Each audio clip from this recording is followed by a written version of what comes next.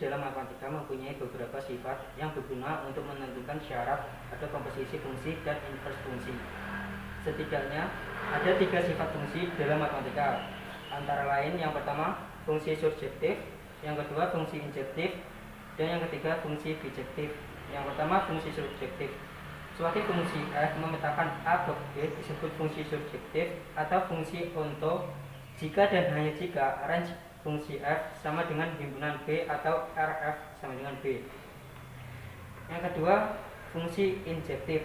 Suatu fungsi f memetakan a ke b disebut fungsi injektif atau fungsi satu-satu jika dan hanya jika untuk setiap A1, A2, elemen A dan A1 tidak sama dengan A2 berlaku f A1 tidak sama dengan f A2.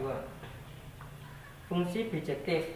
Suatu fungsi f yang memetakan a ke b disebut bijektif jika dan hanya jika fungsi f merupakan fungsi surjektif dan fungsi injektif.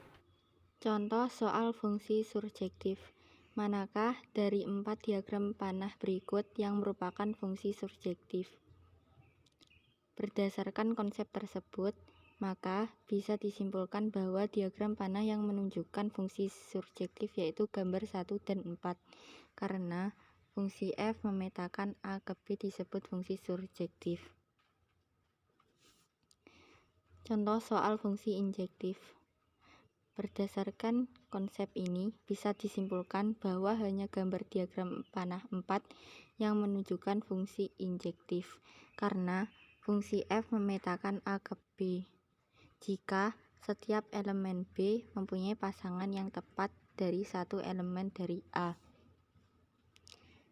Contoh soal fungsi bijektif. Maka diagram panah yang menunjukkan fungsi bijektif yaitu gambar 2 dan 4, karena fungsi f memetakan a ke b disebut fungsi korespondensi 1,1 jika f merupakan fungsi surjektif serta fungsi injektif.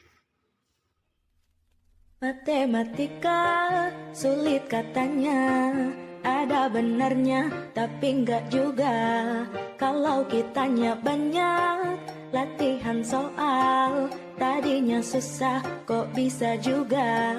Sekarang jadi lep matematika, jadinya lep matematika.